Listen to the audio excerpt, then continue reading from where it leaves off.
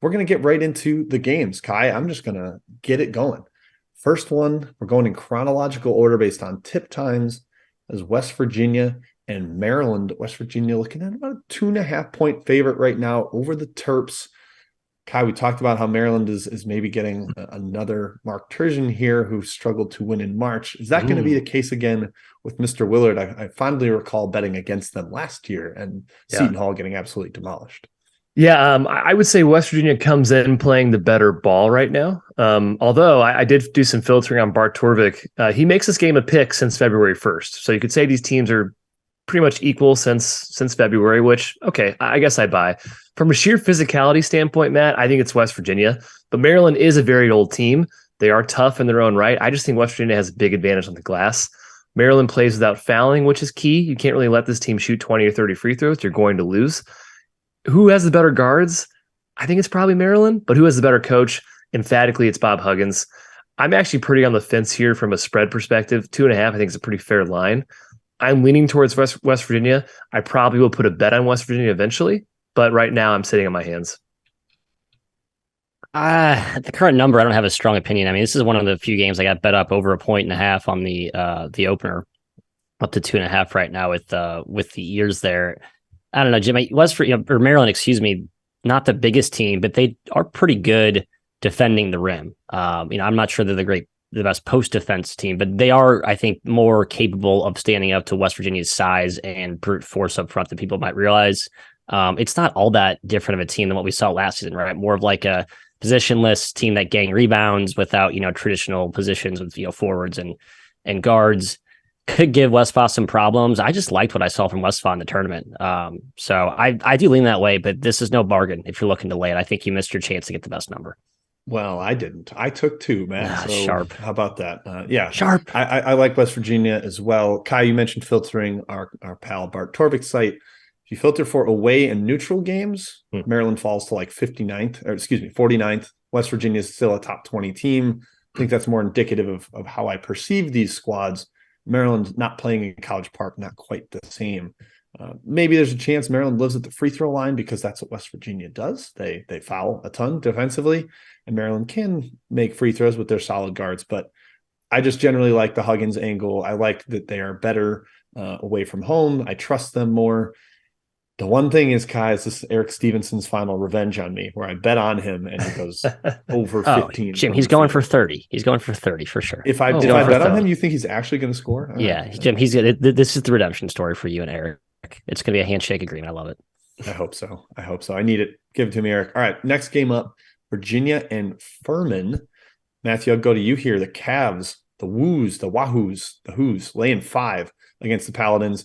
Seemingly a decent matchup here for Furman, not a team that's going to batter them in the paint. Different version of Virginia with no Bennett Vanderplas. They do play a little bigger with Shedrick and Caffaro. What do you think? Right. The question is, are they going to weaponize those guys on offense? They don't really do that. It's more of like a defensive ploy, I think, by Tony Bennett. I think it actually works against them in this matchup because that's where Furman can make you pay with their inverted offense, with the way they can bring Slauson out to the perimeter. I also think Furman's found some real staying power with the role players, with how good JP Pegas has been down the stretch, just a great shot making guard. And they got Ben Vanderwall, who's like kind of this unsung hero, come off the bench, just makes stuff happen, flies around, gets offensive rebounds, does the dirty work. I just think they need a little bit more. That was their issue all year. They didn't have enough of that. It was too much Slauson, Bothwell, and Foster to a lesser extent. I think they're getting enough from the role guys now where you're going to need that. And again, against Virginia, if you're going to pull off an upset, right? You can't just ride star power the whole way. And I like the Dens. It's just the fate of Virginia, Kai. They're not that good. I'm saying it all year. I have to stick to my script on that one. So go Dens. It's a shame we didn't get the Ben Vanderplas versus Ben Vanderwall matchup. I know. That everybody wanted. I agree. This is the matchup Furman wanted, in my opinion. Virginia's not crazy athletic. Furman really struggles against those type of teams. You saw the NC State 19-point loss earlier this season. I think they kind of get chewed up by athleticism. And you said it, Virginia's pack line conducive to forcing opponents to shoot. That's what Furman wants to do. They do lead the country in 2-point field goal percentage, but they have plenty of knockdown shooters, and they attempt threes at a top 15 rate. Bob Ritchie is data ball, baby. He likes three versus twos, right? Smart basketball. Senior point guard in Bothwell, I look for that in the tournament. That's key. Fantastic coach in Bob Ritchie. Of course, Tony Bennett's no slouch. This is Ritchie's first tournament. Maybe that plays into it a little bit. Maybe Tony Bennett ends up running circles around him. Who knows? Virginia is the oldest team in the field, Jim. They're experienced. Kia Clark was on the Final Four team, for crying out loud. And Furman's defense isn't great. I'm a little bit worried about that. Virginia's offense, certainly not a world beater by any stretch, and no BVP is huge. But that is my only worry in this one. At 5.5, I do lean towards Furman. I have submitted that as a bet, Jim.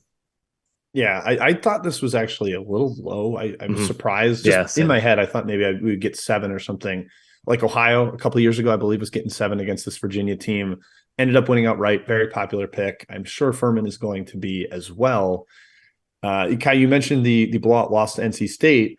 They also played Penn State, who is much more in the vein of not crazy athletic, more of a finesse team. And Furman lost by 5. They were able to hang around in that game the whole way. Matt, I don't love the number, but I definitely do lean Furman here. Am I crazy for thinking that it's low? I know KenPom has it 5. I kind of thought Virginia would be laying more. So I looked at, what was the Ohio spread, Jim, that Virginia closed? I think we had the same narrative. 7 or 8. But... 7. Okay, I thought it was closer to 7, but you're right. I think this Furman team's better than that Ohio team, actually. And this Virginia team's a little worse than that Virginia team. So I think if you just kind of look at that, that's an easy comedic way to handicap it. But just from that lens, because that was the same thought I had. A lot of these games, I think we'll talk about very short spreads, but it's just indicative of how good the 12-13 line is. So, yeah, and I've made the case on Twitter how much I think Virginia is better when Shedrick plays, and like every on-off number paints that what picture. We're seeing now, right? And their fans kind of resisted that idea. They said all he does is commit fouls, et cetera, et cetera. But I think he's a stout defender, and now I have to bet against the version that I said is better. It's not super exciting, but Furman, I like especially that it's at 5.5 rather than 5, like getting that extra potential win. Right. All right, next up, Mizzou, Utah State. Kai, we got to do it. We got to talk our Tigers. They are playing early in the day out in Sacramento. Show the shirt. Come on, baby. Let's go. Fight for old Mizzou. Oh, man. But trying to handicap this, Kai, there are some interesting angles. Maybe I'll let you get to them first. What are you thinking here? It's a Mountain West team in the tournament. They have struggled mightily actually, not just this year, the past 5 years or so. What are your thoughts on this game, our alma mater? The market is on the move, and I agree with the market. I grabbed plus 2.5 from Mizzou. It's down to 1, fellas. That's right. Money coming on the Tigers this morning. It just did. Literally just changed. Tug of war. Last time was Utah State. Now it's Mizzou. Barely Utah State. Open 2.5. Come on. Concern. Mizzou has not won a tournament game since 2010. Mike Anderson. Yeah, it's been 13 years. Crazy. That does not factor into this game. Just a crazy stat, in my opinion. Completely opposite resumes. Mizzou, awesome resume from a actually performance perspective. Terrible predictive metrics. Utah State, weak resume, awesome predictive metrics. Hence, Utah State is favored in this game. KenPom made him a favorite, top 20 in the country. I don't buy that. They have not beaten or played a team from a power conference all season except for Washington State. Every single big win they had was in the Mountain West. All were at home or in the Mountain West tournament when they beat Boise State. Should be a lot of points. Both teams like to shoot threes, play at a high pace. But Matt, I think Mizzou trumps Utah State in athleticism, quickness. I think they're going to cause issues with turnovers. Utah State doesn't play through the post. They don't have a dominant post scorer. They don't even have a great offensive rebounding team. That's huge against Mizzou. It's Mizzou for me, even at +1. I think they win this game.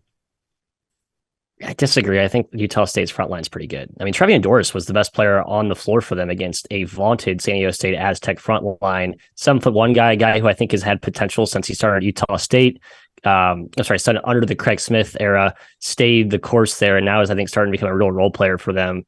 And then Dan Ocken, I love, just like an athletic, bouncy rim runner. I think they have more size and they're a more complete roster than it seems like people are discussing. And I think the analytic form of this team is, look at Bart Torvik's last 10 games, Utah State -8, just based on the last 10 games alone, right? Last 5, it's Utah State -10. Now, I know a lot of that's baked in the, some of the home road splits you talk about, playing the Mountain West, beating average teams by huge margins, where Mizzou has had average teams, right? Mizzou's beaten a lot of bad teams in the non-con, but they let those teams kind of hang around, and it kind of prevented Mizzou from climbing the analytic charts. You could argue in a tournament game against a like-minded opponent, that's where the analytics skew kind of gets normalized or bounces back out in Mizzou's favor. I still like this Utah State team a lot, and I remember vividly watching a Ryan Odom coach team pull off history on TV1 at Beer Park, while TV2 to the right was a Mizzou second half meltdown against Florida State. So I don't know, just some weird deja vu in my mind, Jim. That's where I'm at there. I mentioned both teams like to shoot threes. Well, one team gives up a ton of threes. That's Mizzou. That's the scary thing. You give up a lot of open threes too because they gamble. Mr. Hodge is a terrific defensive swiper, but he does gamble, and then sometimes that gets exposed on the back end. If you give up open threes to Utah State, good night. Like, that team is an elite shooting squad, basically from 4 of the 5 positions. Taylor Funk is a sniper. If he's going to get able to launch 10 to 12 threes in this one, that's really, really concerning.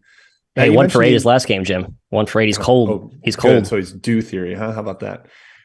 Matt, you mentioned Akin and Dorius. I don't think those guys can guard Kobe Brown. He's too mobile for both of them. He can bully Funk. He can bully Bairstow. He's going to have a big game in this one unless Odom is able to scheme him out some way, but I don't anticipate that happening. So there's actual edges for Mizzou there with Kobe Brown, and then starting to draw double teams. That's how you get open threes. I'm just too scared of the amount of open shots that Utah State's going to get against this defense. That's what scares me.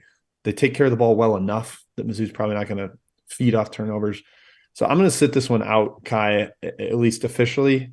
While I'm at Beer Park, I'm going to be betting on Mizzou. Of course. Who am I kidding? How about over? I'm not going to recommend it. Yeah, why can't both teams score? I think they will, right? I mean, Kobe Brown could have 40 in this game. Like, if it's just Akin vs. Kobe Brown one-on-one, I mean, Kobe will just go to work. So, yeah, I like a lot of points here. Total sitting at 154, 155 in the market. It is 162 at KenPom to tell you how much there is a downshift for postseason play. And Mizzou's playing a little slower lately, which is part of it. But I see efficiency in this game. All right, Kai, we don't have a spread yet for Alabama versus Southeast Missouri State or Corpus Christi. There's a chance it's higher than 21.5 because of how good the Tide are playing. Boat race. I think Alabama rolls. Boat race. Yes. Yep. Absolutely. Both teams play too fast. It's going to be a crush. Yeah. Yep. That's the problem. Matt, you agree? Kind of a universal. I was trying to find I feel like we've said this every year about the playing game winner. Like, we just auto bet the team that they're going to play. And I was a little worried that maybe we've been foolish in that angle. So I'm trying to dig up the data on that. But yes, off the top of the head, no question. It's an absolute runaway. I know Wright State got rolled by Arizona last year. They might have covered, though. They lost by 17. That was like a weird backdoor thing. Yeah. First half, Arizona was up big, I think. Yeah. Okay. I could see that being a decent angle there as well. Alabama first half. The travel isn't awesome. You got to go from Dayton to, I believe, Birmingham is where this game is being played. Yeah. We'll see. All right. Next up, Arizona and Princeton. Nope. San Diego State, Charleston. Jim, come on. Read the outline. Stay dialed in. Come on. Stay dialed. Come on, baby. Mention the Mountain West stuff with Utah State. They are 0-9 against the spread in their last 9 games. This conference as a whole, last 50, 14-35 with 1 push. Like, it is a long-running trend of struggles for this conference in the tournament. Now we got San Diego State laying 5 against Charleston. Matt, the CAA has actually been sneaky good. 22-11 in the big dance against the spread. They have lost 3 in a row, so it's not a super hot recent trend. But where are you looking here? Charleston, maybe a team that wants to run. San Diego State more going to dominate you in the half court. What are you looking at? And I feel like a hypocrite. I was saying the Aztecs were a team I was looking to back for a deep run, and they've looked pretty impressive in the Mountain West tournament. I know they fended off some very desperate efforts from capable teams, and I guess maybe got lucky to catch Utah State, who was stone cold from 3 in that title game. I still think it's a really complete team with a little more upside than the usual Aztecs have. All of that said, my best bet's Charleston. A big reason why this is a West Coast to East Coast travel. The Aztecs will be playing at noon local time out there in Orlando. Kind of got screwed with this draw. I mean, to win that tournament and the conference, you sweep both, and then to have to travel east to play a team that's red hot in Charleston, who stays in their own same time zone. Pat Kelsey can coach. We've seen him play really well in this dog setting before. I know Dutcher's a great coach too, but Charleston, the one thing we talked about with the offensive rebounding, even though people look at the mid-majors who can offensive rebound and think they can't replicate that against the big boys, I actually think they can. That's why a lot of the giant killer formulas pop for teams like Charleston who can shoot threes and create extra possessions on the offensive glass. It's more about effort than it is like size or physicality, right? It's like we want to go to the glass versus we don't. And I think that angle actually will play well against the Aztecs, who are a good good rebounding team, but not invincible on that end. So I like Charleston. I mean, I like them a lot. They're my best bet. Yeah, I love both teams. It kind of sucks they're playing each other, to be honest. But it's not a bad draw for Charleston, though. They needed to avoid a team with an explosive offense that would welcome a fast-paced game and play a lot of possessions. That's not San Diego State. Their offense is definitely better than in the past, but they still prefer a half-court game. They aren't a Bama or an Iowa or Gonzaga. Three-point looks will be there for Charleston. Ironically, they've shot very poorly from deep, but they have shooters, and they do like to let it fly. They're top 10 in the country in three-point attempt rate. San Diego State, 280th in three-point attempt rate allowed, tend to pack it in more. Charleston's very deep. Just about every single player also has a giant chip on his shoulder, which I love in a tournament setting. They're basically constant underdog mindset, a lot of energy. But San Diego State's experienced. They're also deep. It's kind of a toss-up when it comes to who wants it more, Jim, I'll say. Charleston's defense, to Matt's point, with the giant killer thing, it's no joke. I think they're going to make this a pretty tough game. We saw them beat Virginia Tech and Kent State in the non-conference. They beat Colorado State by 10. They hung with UNC.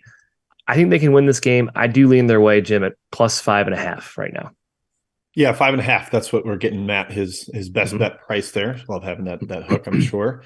I'm very split on the side here. I think it's actually an okay matchup for San Diego State too. I was worried about them getting Drake or maybe a different, potentially an Oral Roberts one would have spooked me big time for the San Diego State team. But Charleston, like you said, Kai, not actually the elite shooting team that we've seen. Yeah. The angle I like a lot here is the under.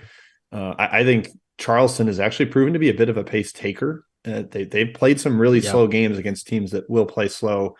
And San Diego State has hit the brakes since league play started. They ran a lot in the non-con and then slowed it way down in Mountain West play, played 3 slow games in the Mountain West tournament.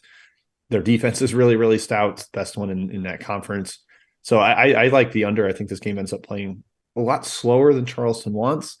And hopefully, Matt, for you, that helps the underdog. Less possessions for that sample size to bear out. So I'm probably not going to bet the side unless I do something live. I've said all season Charleston is a live betting team, get in one way or the other. Might do something with that once the game starts, but pre-flop only going to go with the under. I'll say this. If the Aztecs are smart, they should look to push, because you're going to get a team that's looking to crash the glass. You'll get easy looks in transition if you want to run here. But if you're Dutcher, I wouldn't pigeonhole yourself to the half court. I think that's where you get in trouble. All right, next up, as I alluded to earlier, Arizona, Princeton. Finally going to get to this one, the 2 versus 15 matchup. Princeton also kind of escaped from the Ivy. We're able to get a big one there. They're getting 14 and a half right now at Bet Rivers is the spread. Kai, feels like Arizona can smash in the paint here with their dominant front court duo.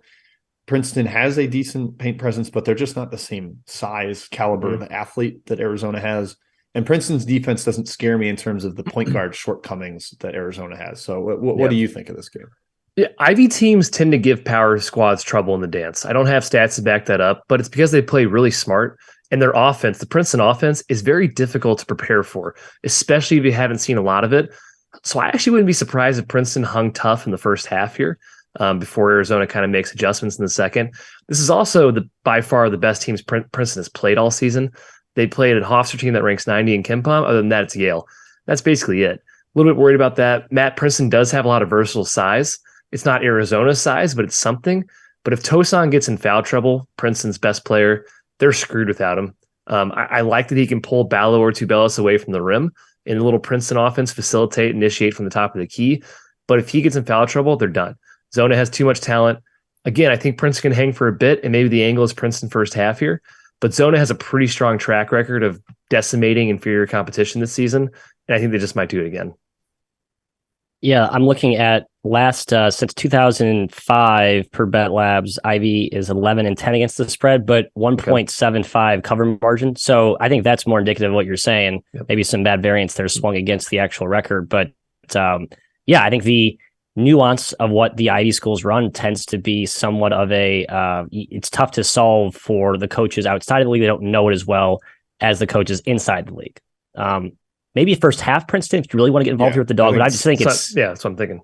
It's men versus boys, though, and that's where I worry about, like, over the course of 40 minutes. Like, I know Tosan's kind of a physical specimen. He actually looks like a Pac-12 player, but no one else in this roster. I mean, it's just, it's a categorically different beast here. That's my concern if you're a Princeton backer. Nothing for me officially, though. Yeah, I'm starting to like that first half angle as well. The also interesting thing is you perceive, oh, the Ivy Rep's going to have a bunch of lethal shooters in that offense. That's not really Princeton. They don't have a ton of dominant perimeter players. They don't take that many threes. Matt Alaco is the one who's really come on strong, but it's not like a dotting the perimeter with a bunch of guys you have to stay glued to. I do think it feels like the kind of thing where Arizona will wear them down, extend to the second half. I know we bet Purdue last year against Yale, and it did take the size some time to really smash that interior. But I think we see something similar again here. I just don't love fading Arizona in the favorite spot. And Jim, who can forget? Okay. Penn first 15, 16 seed against Kansas, baby. That hit the Ivies. They come out strong. Yep. Yeah. That's probably another good look there is first 15 because of. Go ahead, Matt. Like the Princeton and Charleston thing, it just hit me. I think we'd agree they're better shooting teams than how they've shot this year, which makes them impressive because they've had success despite not shooting the lights out. Right? They've kind of found other ways to score inside the arcs. So I kind of think it gives them upside as like a team that's looking to pull off a giant killer. Yeah, I mean they play mostly through bigs. Kelman and Woolman are like their two highest used players by far. It's not some sort of perimeter barrage. UC Santa Barbara versus Baylor. Kai, I know you've been sort of the Babs believer all season. Babs boy. Similar narrative here.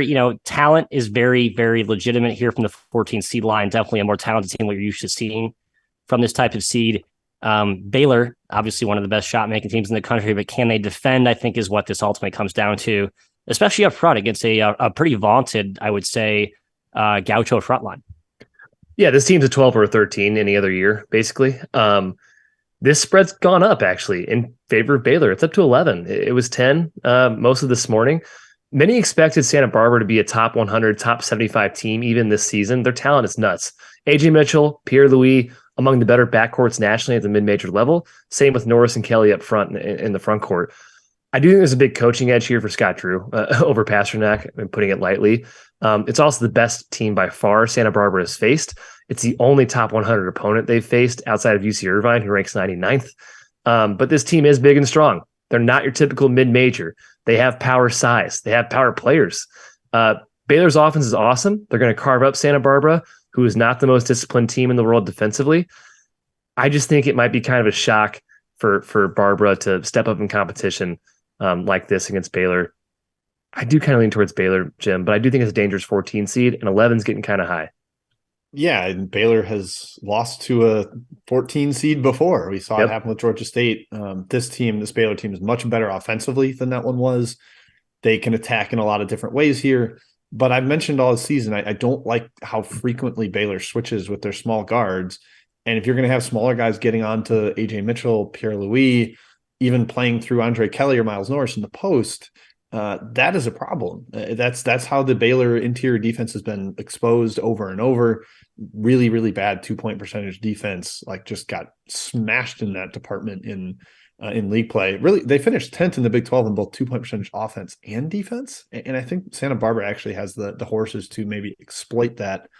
So again, Matt, I'm leaning towards the dog. I just do fear the 3-point shooting outpouring that could happen with Baylor. That really, really elite shooting team with those guards. Yep. No, I agree. Yeah, we'll see. At Big West, I'm not sure if I don't think I have any good data on how well that conference has stacked up in the tournament, but it seems to be usually full of teams that people sleep on, just like no one really sees them play, akin to the Pac-12. Yeah, there's real talent, but I don't know if they can stack up with Baylor's offensive firepower. Creighton, NC State. Kai, where did Creighton, NC State rank on your most boring / most exciting first-round matchups? It feels like this one's been not discussed as much, even though there are some pretty fascinating stylistic angles here. Okay, yeah, I think no one's really talked about it. I think Creighton has kind of fallen under the radar. They feel like a real dark horse. They haven't played well down the stretch. It's kind of why they fell lower on the seed line and why people aren't taking them as seriously. I think maybe a month ago, we'd probably be like, oh, this is kind of like how people talk about TCU, right? 2 6 seeds with really, really high upside, haven't all the way been at their best all season. And NC State sneaks in, right? Another ACC team, bubble benefitter who can really shoot it, really space it. What's your take here? Yeah, Creighton laying 5 here. Underseeded when you look at analytics, Creighton, and a team in NC State that had a real case to miss the dance entirely. I kind of think NC State is in trouble. They've had a lot of success this year playing through DJ Burns on the block, and he's a beast, but it's very hard for me to see him getting anything easy against Kalkbrenner. He has the weight, but Kalk is just such an elite shot blocker, elite length, defends without fouling. And the perimeter defense for Creighton is excellent. They're quick. They have long guards. They can harass Turquavian and Jarkel Joyner. They take away the three ball. They force teams to get into the mid-range or go against Kalkbrenner. And on the other end, Creighton really takes care of the ball. They can get stagnant in the half court for sure, but I think having a guy like Baylor Shireman this year in the tournament is going to be a real game changer. I lean towards Creighton right now, Jim, at -5.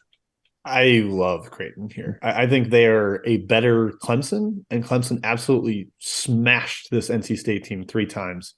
The physicality in the paint is similar, and they're not going to get totally worked by NC State's guards. Like they've got actual bigger guards that can defend on the perimeter there. And I don't like that NC State can't move Kalkbrenner around. Like that's what Villanova did to this Creighton team and moved him and then you don't have the rim protector around because Eric Dixon's knocking down threes, but DJ Burns can't do that. He's going to be in the paint. They don't really have a floor stretching option at the 5. So I don't like how that sets up for them. I'll be back in Creighton here, Matthias. One little note, Greg McDermott, one of the strongest under coaches in the NCAA tournament. It's like 24-13 when he plays to the under. So if you're interested in that, obviously it's kind of a high number, but if we think Creighton's defense is going to lock up those guards, then perhaps tempo gets limited enough and that could be a decent under angle. Yeah, Jim, I think that reason right there, the matchup similarity between Clemson and Creighton is why I'm not backing NC State, because I thought this was a very interesting stat. Bet Labs, since 2007, teams who lost their last game before the tournament by 20 or more points are 21-12 against the number in the tournament. So whether that's just like an extra motivational psychological juice or the market overreacts to a really terrible last effort, I don't know. That's a pretty strong trend. I don't know if I'd go against that, I'd say, but the matchup similarities you mentioned, maybe there's a real reason for that just to repeat itself, and it did 3 times against Clemson this season. So